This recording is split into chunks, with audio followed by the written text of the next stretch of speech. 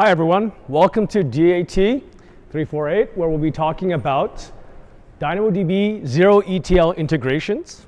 My name is Sean Ma, Principal Product Manager with AWS Glue, where I focus on zero-ETL. I have the pleasure to be joined with David Gardner, Principal Solution Architect with the Databases team. So before we get started, I want to make sure you guys are in the right place. I have a question for folks. Love to see your guys' hands for this. Who here is a data engineer, architect, who's responsible for building ETL data movement pipelines for the organization? Show your hands here. Good.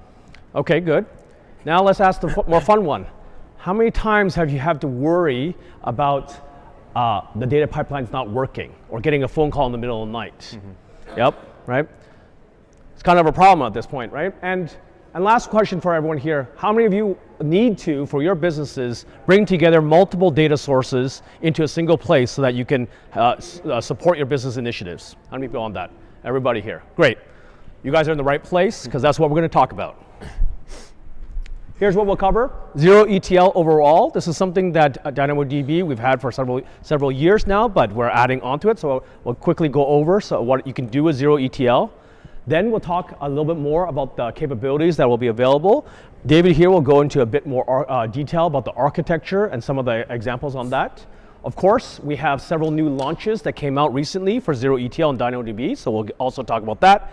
We'll have a demo at the end, and then we'll wrap it up. And if we have time, we'll take some questions on the side. Okay, so let's get started.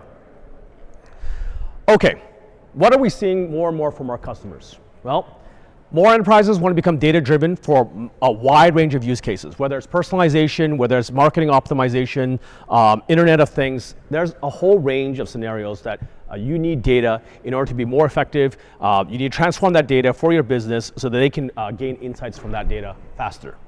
Now, the challenge is that in particular with the advent of generative AI, that data isn't something that you can rely on from just one place. Oftentimes you need to bring it together from multiple sources, multiple places, bring it together into a centralized location so you can do model development where you can train your models, you can do analytics across a wide range, you can do additional transformations on that need. On top of that, as data becomes more and more frequent and constantly changing, you want to make sure that you have the latest and greatest version of that data so you can make up-to-date recommendations, up-to-date analytics in that regard. So what do you do? Well, normally, the next step is, of course, to build your own ETL pipeline, right? And this is probably what many of you guys said. Actually, you guys did just say that in the poll, right? You're building a pipeline. So this should look pretty familiar from you. If you're using Amazon DynamoDB today in particular, which is heavily used by so many customers in an operational basis, you're often saying, well, what's my first step? Okay, that's going to be ingesting the data from that system, then applying business application logic to it, performing some additional transformations, making sure that it's handling errors. Once that's done, then you have a pipeline that you're going to deploy, you're going to schedule, going to maintain that. So great, this is actually what you need to do. It gets your job done and something that you're going to have to maintain. The challenge though is that this is often requires a specific skill set and people, a specialized team that actually understands this. So that way it can generate the results that you need and your business goes from there. And to be clear, there are many times that this is the right thing to do. Especially if you're dealing with something more complex where you need that custom business logic or you need something a bit more difficult in terms of processing. This is probably the right pattern that you want to do and you want to have full control on it. That said, what we find when we talk to our customers is that a large percentage of the time, like 25% of the time or more, all you're really doing is just ingesting the data and moving it to a destination.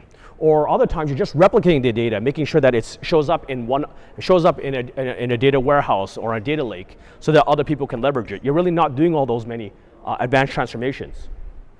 Also, for some of those other use cases that we talk about, what you're finding is that the day-to-day operation and maintenance of it can be too high given what you're trying to accomplish, right? It's not something that you need a large number of people to constantly monitor and maintain. You really just want something simple, set it and forget it so that you can move forward with your day-to-day.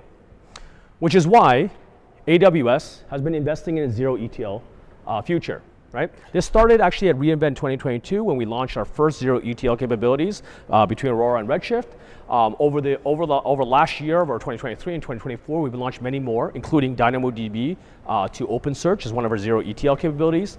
More recently, in October, we launched DynamoDB to Redshift Data Warehouse. Right? So this is something we've been expanding on it.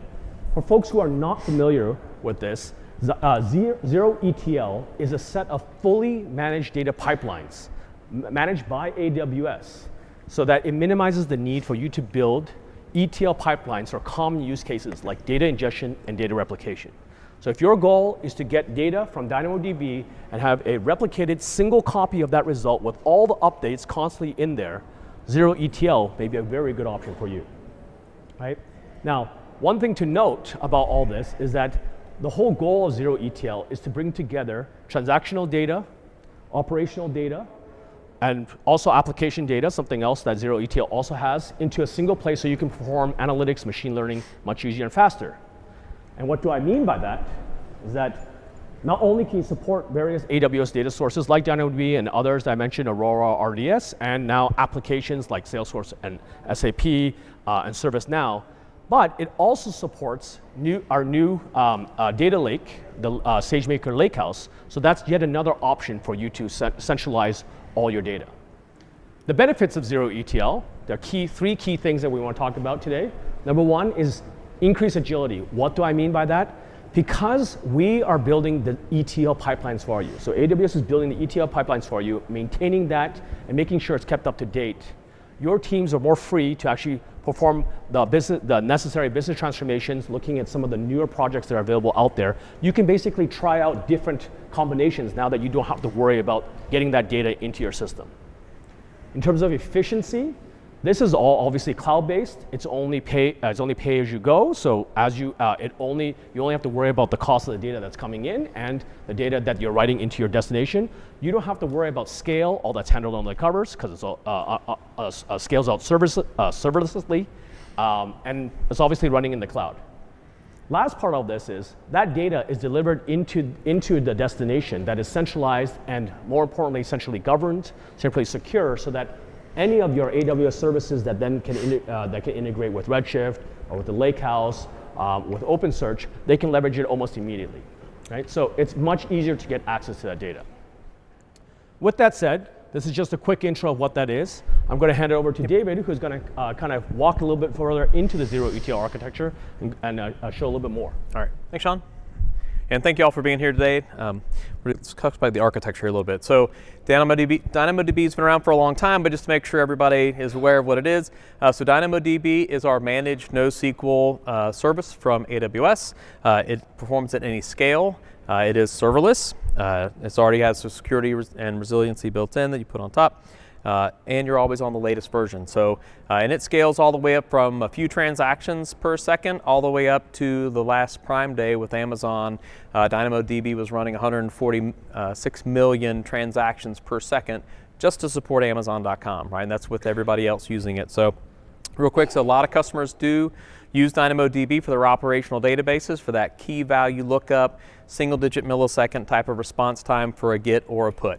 So a lot of customers use that for managing session state, as well as all different types of operational database use cases that DynamoDB supports. Next, we'll talk about Redshift.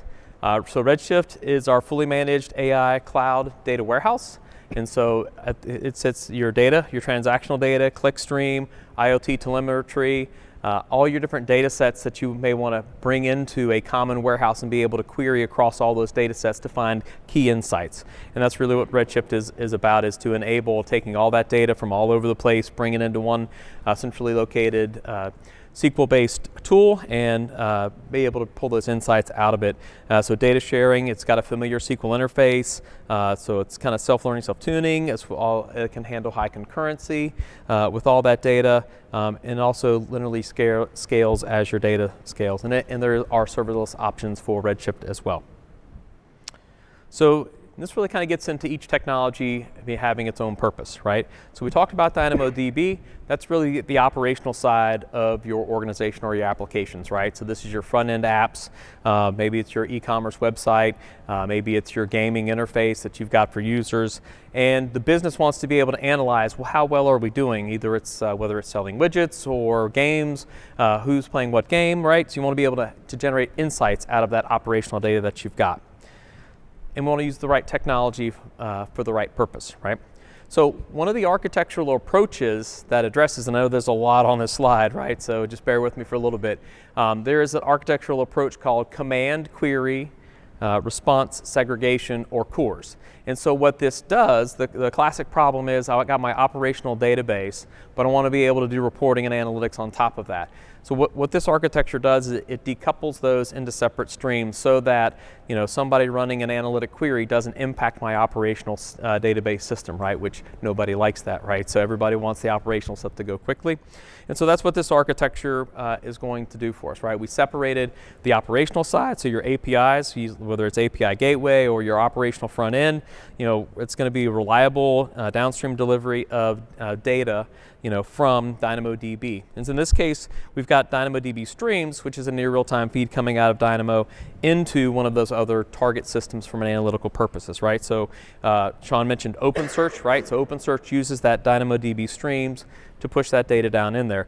Other repositories like S3 have more of an analytical use case, and I really don't need that near real-time, within seconds type of update to it. I can live with a lower cost option of more of like maybe a 15-minute batch, right? And so we're going to leverage that under the covers for you to keep costs low, as well as be able to deliver the data at the velocity that you need the data on the analytical side. So we will kind of leverage each one.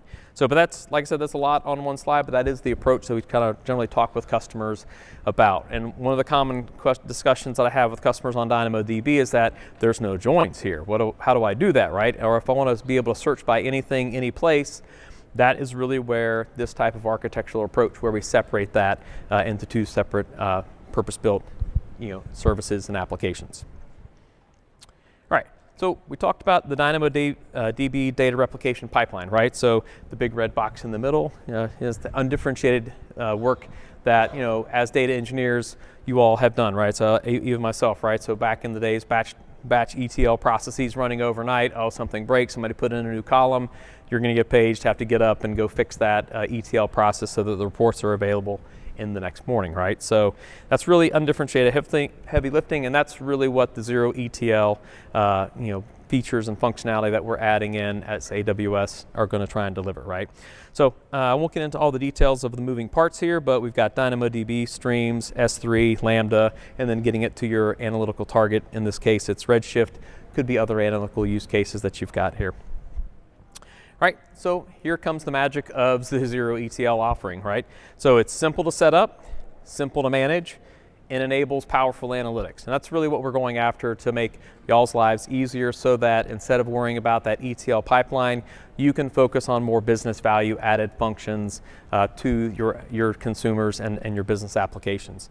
And so that's really what the key of zero-ETL is, kind of take that undifferentiated heavy lifting and turn it into a black box, right? So I like to use the pancakes for breakfast, right, analogy, right? So in this case, we're going to make the pancakes for you. You just say how many pancakes you want, and we're going to deliver them up, right? So it makes it a lot easier for you. So in this case, we've got a fast end-to-end replication from DynamoDB to Redshift that typically completes within 15 to 30 minutes.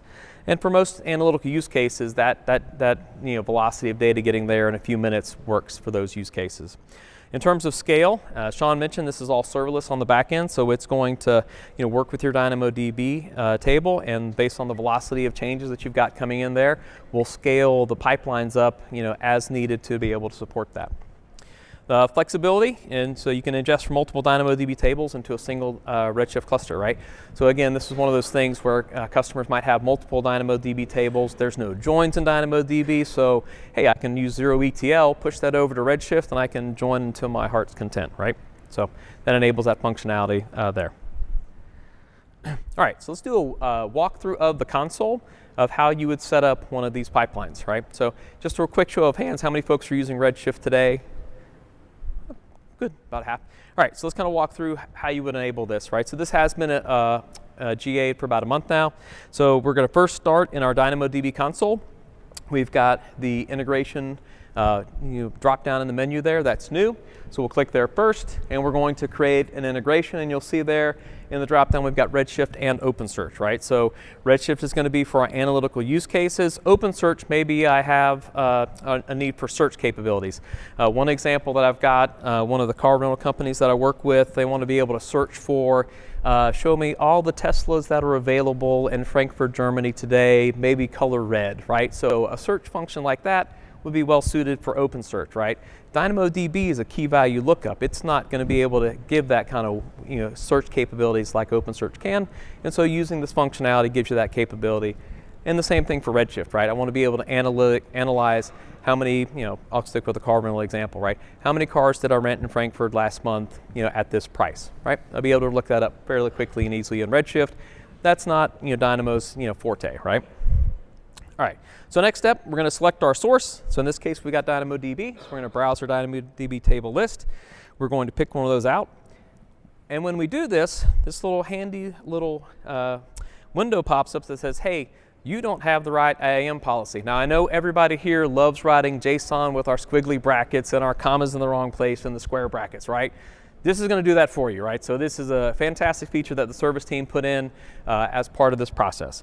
So we're going to click the little button here. It says fix it for me now, right? So great feature, makes it super easy for all of us to be able to do that. So we're going to click the fix it for me now, pick our DynamoDB table, click the next button, and now we can see our zero-ETL integration details, right? So you can see your general settings, and we're going to create the database from ingestion and be able to get that up and running very quickly and easily, right? So if you think about all the pieces that you would have to pull together yourself to be able to do this, write the Lambda function, drop it into a temporary S3 bucket, pull it out of DynamoDB streams, right? So all that's kind of magically done for you here.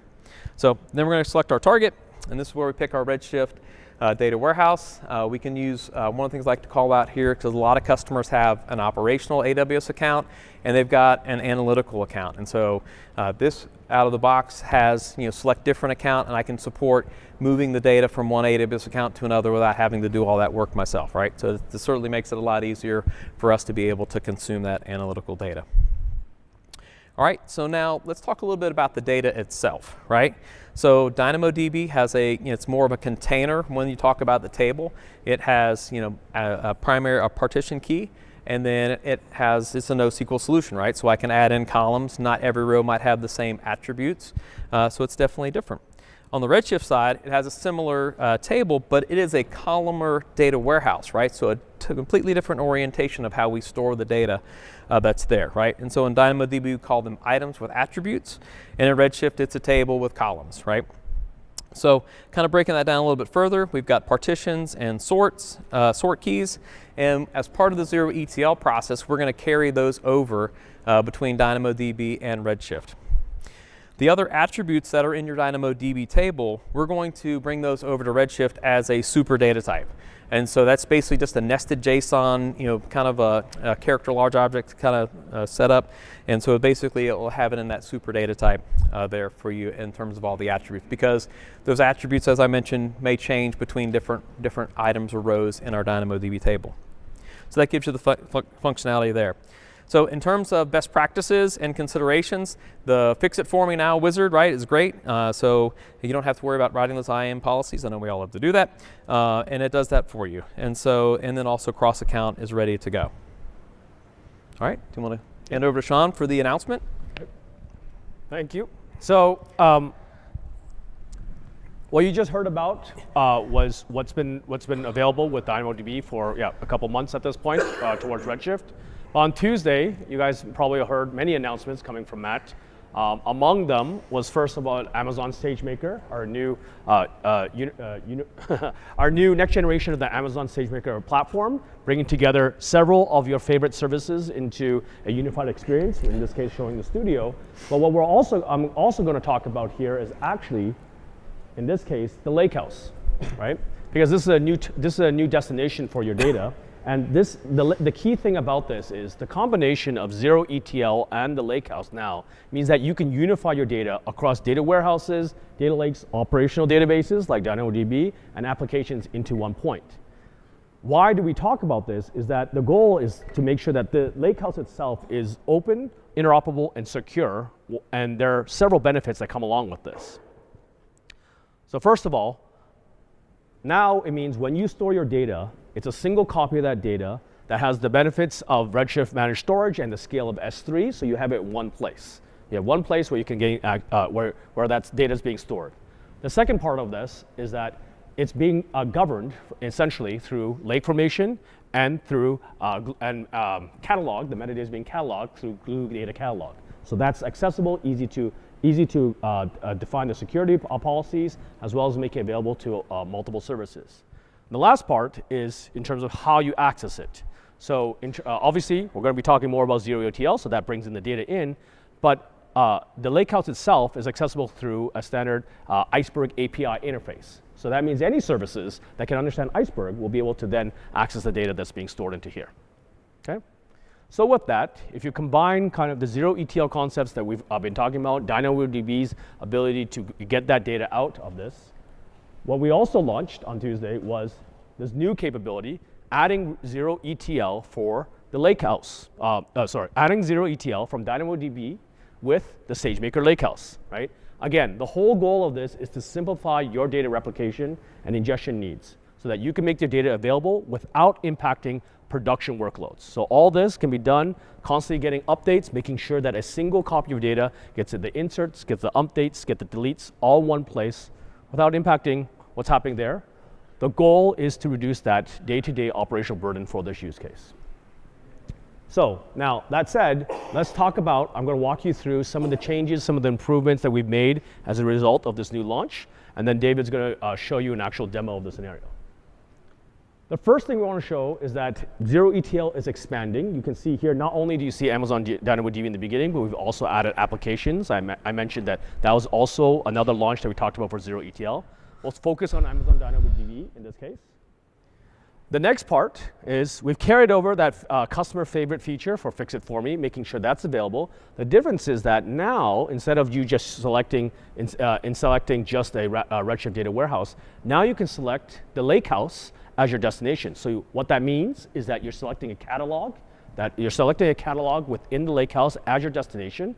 And once again, Fix It For Me will figure out what are your IAM policies, permissions that you need to apply. And it says if it detects that there's a mismatch, something that's not configured correctly, you can apply those changes. Another change, another enhancement that you're going to see with, in particular, for the lakehouse as a destination, are new output settings. So and what do I mean by the new output settings? Now you can perform some very limited transformations on what that data is. David had mentioned that the data before was going to be nested JSON, and it's going to be key value pairs that are associated with that. Now you have the choice of specifying how much unnesting you want. Do you want it just at the top level? Do you want to go further than that? Do you want to unnest all the data associated with it so that it's stored in your lakehouse in a manner that you can access it easily through rows and columns? What do I mean? Take a look at this image. Can anyone see what the differences are? Something David just covered. It's pretty subtle, but also very important. The difference is going to be we don't have a super type available in the lakehouse, right? It's being stored as a data lake, so it doesn't have that super type availability, which means this is why it'll be more common that you're going to want to unnest that data, make it basically defined so that you can easily access it when you're reading it from other systems, especially Spark engines, Athena, anything else that may also want to leverage it. They don't have to worry about unnesting the data itself because it's actually you can actually say store it in an unnested form in the lakehouse. Okay. The rest of the integration actually should look pretty familiar. This is very much what David was showing before with the Redshift case. You can specify your security encryption modes. You can specify your replication settings. And then finally, what are you going to name this integration, right? And it all summarizes here. Here's a quick overview of what you would do for a zero-ETL integration. You first define the source, same as before. You define the new target. In this case, it's a lakehouse target. on that. You choose what kind of output you want. Again, nested is an option for you. You don't have to. You can keep it as before. You have your encryption settings. Again, same things that were available. Now, replication settings that were available here are by default so 15 minutes because that's what we're seeing most customers are using in the case of analytics.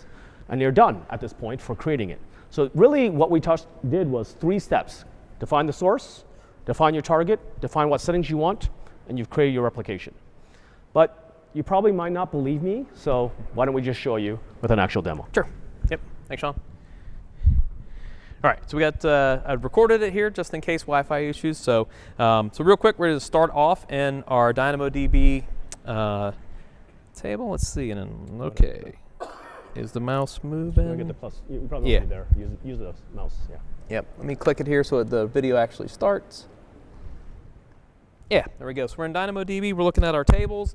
And I did want to kind of cover, there's a couple of prerequisites on your DynamoDB tables to enable zero-ETL. The first of which is to enable the point-in-time recovery for your DynamoDB table. So here I've got my transaction table. You'll notice here that we've got point-in-time recovery is not turned on. So you see the box up there. So we're going to click the Edit Point-in-Time Recovery. We're going to say, yep, let's turn that on, save changes. So that's one of the prerequisites. The next prerequisite for our transaction table to be able to send that over to our lakehouse is on the permission side. So we're going to click on the permissions. We need a resource policy that says, hey, Glue and Redshift, if that's depending on which one I'm picking, can get access to my DynamoDB table. So we write a resource policy that says, hey, I want to be able to, so you can see the top here, the principals are Redshift and then Glue. And then we've got our describe table and then also the export point in time features. And this is all covered in the documentation. So there's a little bit of JSON that you'll have to pull in here to write that. And once we get that resource-based policy written, we'll be able to start setting up our zero-ETL process. So that's the 2 things that you need to do on your DynamoDB table. And just to kind of show you real quick what our transaction table looks like here, this is a little bit of a fraud use case that I came up with. So you've got transaction ID, which region was this transaction run in our AWS account, which country, what was the card brand, so maybe we have a credit card company, and then also the IP address that came from, what is the localization, what was the status of the transaction, was it approved, was it successful, was it denied, and then also transaction time and some other attributes. One of the beautiful things about this is if I add a new attribute on the application side, the zero-ETL process just flows it right through, right? So that's a nice thing because DynamoDB does give you that NoSQL capability to be able to do that. All right, so now we're in our zero-ETL over in the Glue console. You'll see over on the left-hand side the zero-ETL integration that's new. We're going to click, as Sean just mentioned, we're going to click DynamoDB as our source. We're going to go through our list of tables, look for our transaction table that we've got, and we're going to pick that out. And now we're going to pick the target details. And I mentioned the same thing here, cross account, that's there. And then you notice here in the data warehouse or the catalogs, you'll see we've got Redshift or we've got Glue catalog to pick from. And so we're going to pick in our drop down the Glue catalog. And then we're going to pick our Glue IAM policy. That's actually the database, the zero-ETL database is what I'm going to use for the demo here. And then we're going to pick our Glue policy. I've got a Glue default policy that pretty much has all the rights that it needs to send the data to S3. Now here is the integration calling out that, hey, we need a resource policy. We got to write some JSON. Would you like me to write that for you? Click the Fix It For Me Now button. And that's all taken care of. A couple of additional options. You can put additional KMS key here. So if you want to have a different key between your Dynamo table and your S3 data lake, you can do that. And then there's also some network protocol changes. And then last is the output settings that Sean just mentioned, where we can unwind the table and basically, if you think about it inside our Athena or your Glue catalog, I want to take all those attributes in DynamoDB. I want to make them their own separate columns so that I can query by those different attributes. And then last we come to the configure the integration. This is where you can also talk about a different KMS key, and then also the replication settings, say that's set to a default of 15. We give it a name, give it a description, and then click the next button, and then we'll give a quick review of what we're actually about to build, and it's going to go build it for us. All right. And you'll notice the blue bar up there just says, hey, I'm going in the background, I'm going to go fix that. So we click next. And then here's kind of a review of everything we just talked about, right? So we're going to build this zero-ETL. a couple of clicks, a couple of screens, and we're ready to go build that, right? So if you think about back in having to do this yourself manually, there's a lot more code that you're going to have to write and put together in the Glue console, and this makes it super easy, right? So within like 5 minutes, we basically built that zero-ETL pipeline, right? So just kind of checking everything here, looking at it, click the create. It'll take just a couple of seconds. You'll see the statuses in the creating mode. So I'll get rid of a couple of the pop-ups at the top, and then we'll refresh, and you'll see that the status is active. So now it takes about 10 minutes for the actually build all the stuff under the covers, like the pancake making process that I mentioned earlier, right? So we're mixing up the eggs and the batter and all that kind of stuff. So the initial takes about 10 minutes to put that all together. And then you'll see over in your Glue catalog, this table is going to magically appear for you with all the columns. And then you'll also the S3 bucket. So to kind of fill that time, we're just going to walk through some of the additional components that we've got as part of it, right? So we've got monitoring, which we've got CloudWatch logs, and then we also have CloudWatch metrics. So here is our Glue S3 bucket, or sorry, this is our S3 bucket. Called Glue zero-ETL target. And so this is just a listing of all the tables that we've already put into our data lake using the zero-ETL process. So that's kind of just the S3 buckets, and it builds a folder for each table for us. Now we're going to take a look at CloudWatch logs. If you're familiar with CloudWatch logs, and basically it's going to just put and make it available, all the things that kind of happening under the covers for you. It's a new integration, so it didn't show up initially. It takes a couple minutes for it all to show up here. So we're going to show you an existing one. So we're going to look for our zero-ETL examples. We're going to click on the log group. And like I said, we're going to look at one of these that was already set up and running, right? So, and basically what's going to have here is going to have the details of what was the source, what was the target, what's our integration ARN that operated, and then also it's going to tell us how many rows that it moves. Now there's two types of movement. One is the seed, and that basically is your initial seeding or hydration of your table, and then the second is a CDC. So you'll see here, here's just kind of what it looks like in terms of this is the CDC process. And then you'll see here we've got an insert count. It is a little small, but trust me, it's just counting the inserts, updates, and deletes for the CDC process. And then for the seed process, it's just going to show you what the data got hydrated into the table initially. So for those that like to look at the CloudWatch logs, it's there, and it's all under the covers for you. So, and then next we're going to take a look at the CloudWatch metrics. So you can keep the observability here. So that's kind of also built into the service. This is going to show you things, again, on the seed, which is the initial hydration when you first set this up to move all the data over. And then we're going to also look at CDC operations. So in the seed, you'll see that we've got what was the last sync timestamp, when was the ingestion complete, and then what was the insert count.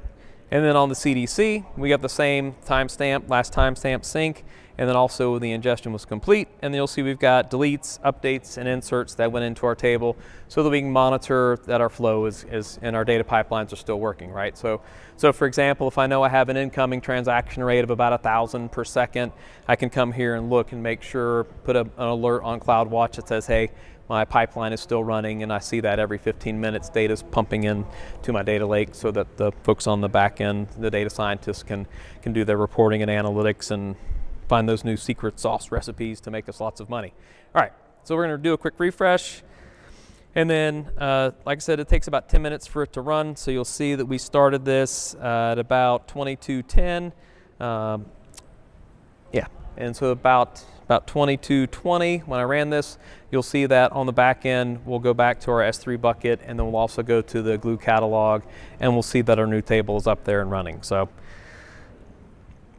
all right, so here's our Glue. Again, we had 6 objects before, so we have our transaction table. We're going to add transactions. So we're just going to take a look at one that's already done. So you'll see we've got a metadata folder and the actual data folder.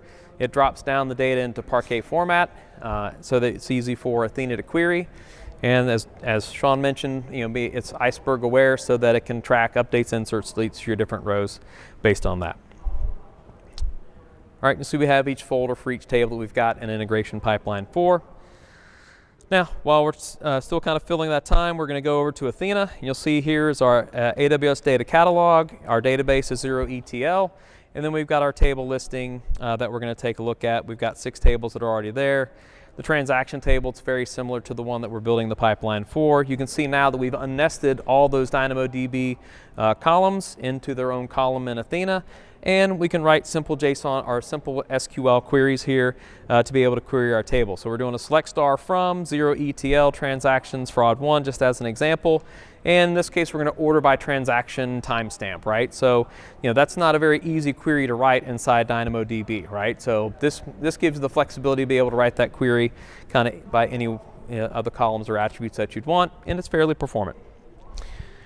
So it's not single-digit millisecond, but it is fairly quickly, a couple of seconds to complete that query, right? So, and again, just to kind of show you what the data looks like coming over from DynamoDB over to Athena to be able to query it there. All right, and then we're going to go back over to our S3 bucket list and look at our pipeline. Again, it's just a couple like 10 to 15 minutes for this to build out, and then our data will start to be available, and the pipeline will continue every 15 minutes to ship the data over to our to our analytical lakehouse database.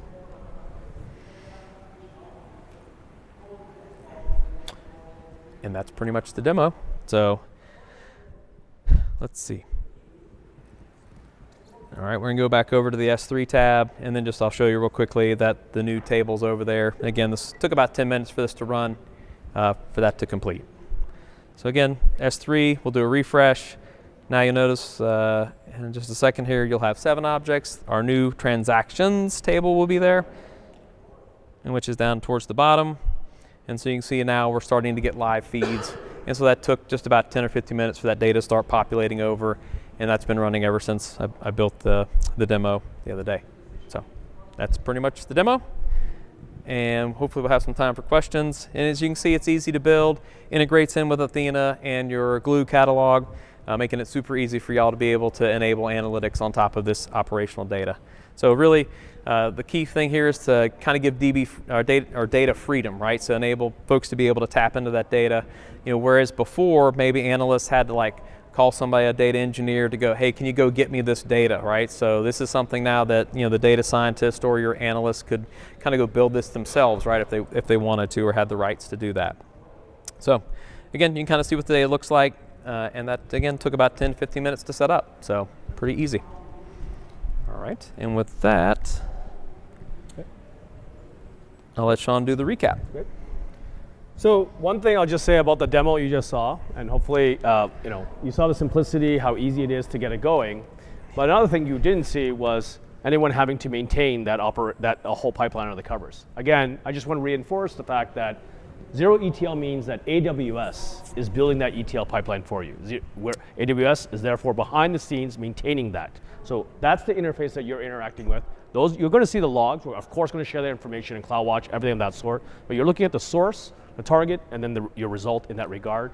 You don't have to worry about. You notice that we didn't say, hey, here's how you maintain it, here's how you tweak it going forward, because it's all being handled on the covers.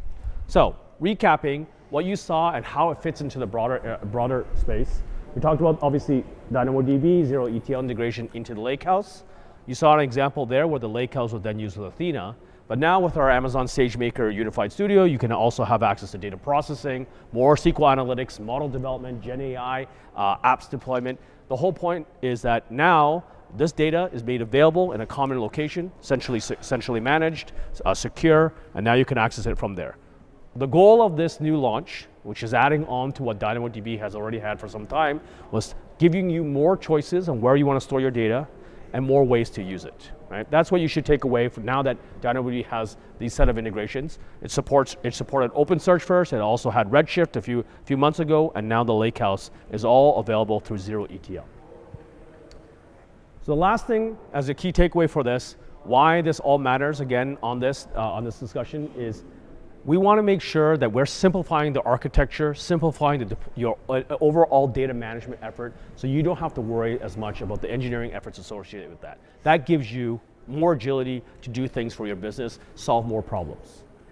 The next part, all this is built on serverless technologies, all this is available in the cloud. You only pay for what you use, you only have to worry about that end result. So this is going to be very efficient in terms of its actual execution. It's constantly being tuned by the zero-ETL team in AWS, and you don't have to deploy resources to maintain that constantly over time.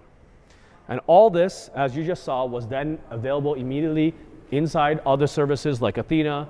It's going to be available through the notebook. It's available to data processing engines, generative AI, everything. All that's cataloged, so you can quickly query it, you can quickly find it, and then you share it and use it for any of your initiatives. Okay? With that, I want to say thank you for being here. If you want to learn more about zero-ETL, the first QR code is going to tell you about overall zero-ETL. The bottom one is going to tell you a little bit more about this particular integration. And if you can, please complete your session survey inside your app. Thank you for your time.